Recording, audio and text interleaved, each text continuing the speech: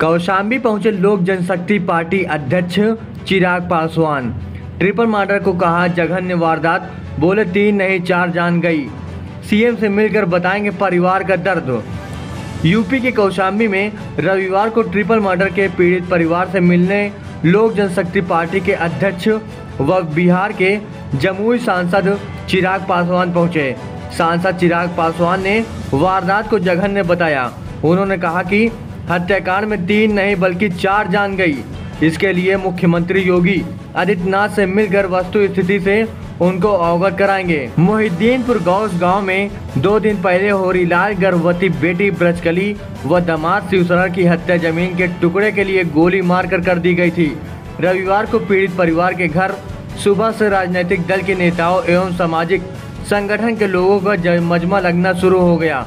वहीं दोपहर करीब 1:30 बजे बिहार के जमुई सांसद व लोक जनशक्ति पार्टी अध्यक्ष चिराग पासवान पीड़ित के घर पहुंचे।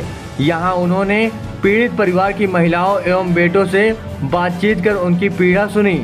इन्हें इंसाफ का भरोसा देकर खुद को उनके परिवार का सदस्य होने की बात कही। लोक जनशक्ति पार्टी अध्यक्ष व सांसद चिराग पासवान ने कहा कि मोहिद्दीनपुर गौस की घटना जघन्य वारदात है। एक मृतक महिला के गर्भ में जन्मे बच्चे की भी हत्या हुई है, जिसे समाज की कुरीति देखने से पहले उसे मार दिया गया है। वह पूरे घटनाक्रम की जांच की मांग लिखित एवं मौखिक रूप में सीएम योगी से मिलकर रखेंगे।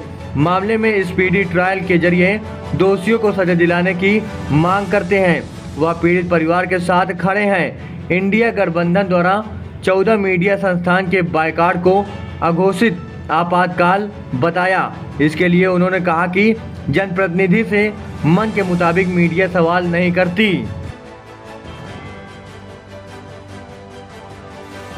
पासी समाज में एक जघन्य अपराध हुआ है और इसको मैं जघन्य इसलिए बुला रहा हूँ कि जहाँ एक बुजुर्ग और एक युवक की तो हत्या की ही गई है, पर साथ ही में एक गर्भवती महिला की हत्या की गई। एक गर्भवती महिला की हत्या इस निर्ममता से करना ये जघन्य अपराध की श्रेणी में ही आता है।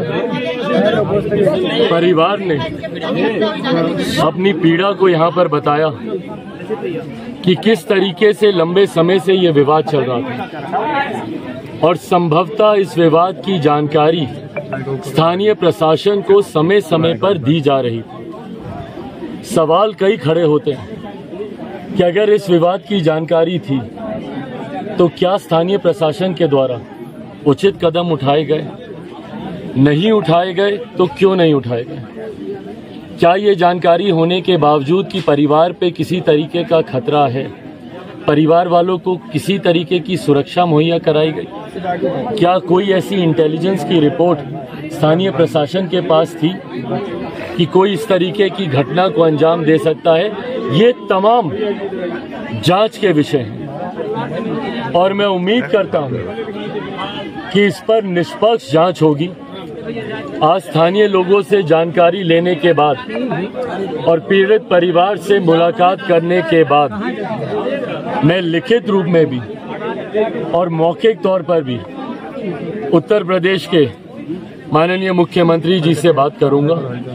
उनके संज्ञान में भी वास्तु स्थिति देने का काम करूंगा और ये उम्मीद रखूंगा कि इस पे निष्पक्ष जांच हो और जो भी कोई दोषी हो स्पीडी ट्रायल के माध्यम से सख्त सजा उस दोषी को मिलनी चाहिए।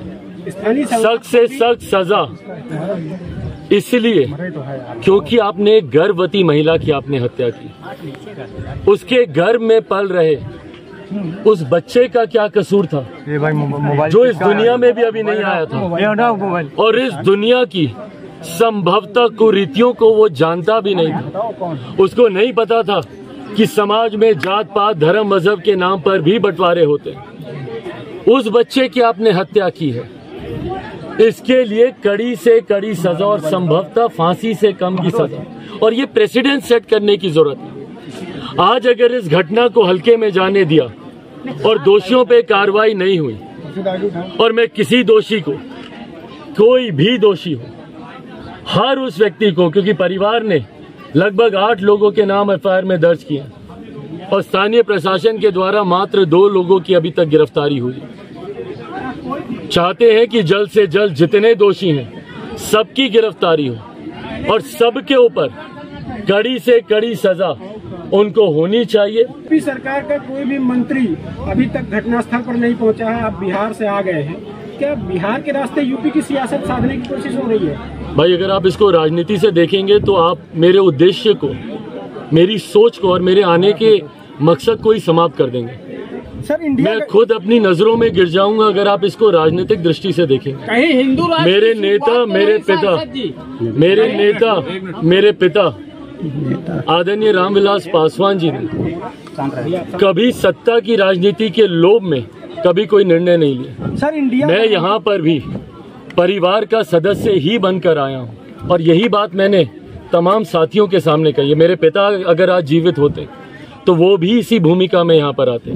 किसी सत्ता के लालच में नहीं, सिर्फ परिवार के सदस्यों को न्याय मिले इस सोच के साथ आया। भूमि विवाद था, पिछले 2009-10 से चल रहा था, प्रशासन ने इसको सुलझाया नहीं, हत्या हुई। अब ये कह रहे हैं कि कार्रवाई करेंगे, लेकिन अभी तक ना तो राजस्व के किसी कर्मचारी पर कार्रवाई हुई, ना किसी पुलिसकर्मी पर कार्रवाई। देखिए, लंबे समय से ये विवाद चल रहा था, इसका मतलब लापरवाही तो हुई है और जो लापरवाही जिनके माध्यम से की गई है उन्हीं पर ही कार्रवाई की मांग हम लोग भी कर रहे हैं।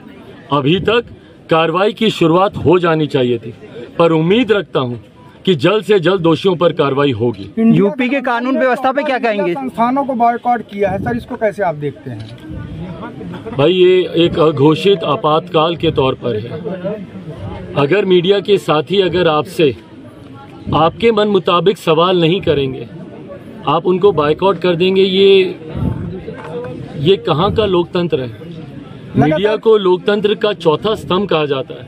यहाँ पे आप सब साथी भी मौजूद हैं। संभवतः कुछ मुझसे मेरे हिसाब के सवाल पूछेंगे, कई मुझसे बहुत ज्वलंत सवाल भी पूछेंगे, जो पूछे जाना किसी भी जनप्रतिनिधि से जरूरी है, आवश्यक है। आप सत्ता पक्ष से हो, आप विपक्ष से हो, ये सवाल पूछे जाने चाहिए, पर उन सवालों का जवाब नहीं है आपके पास, इसीलिए आप उन लोगों को बाइकआउट कर देंगे। ये एक अघोषित आपातकाल की परिस्थिति में आप लेकर जिस प्रकार ये जघन्य अपराध हुआ है, इसको आप यूपी की लाइन ऑर्डर कैसे देखते हैं? यूपी का लाइन ऑर्डर कैसा है? देखिए, कहीं ना कहीं इस घटना ने प्रश्न तो खड़े किए ही हैं और जिन लोगों पे प्रश्न खड़े हुए हैं उन पर जांच होकर कार्रवाई होनी चाहिए, ये विश्वास जरूर।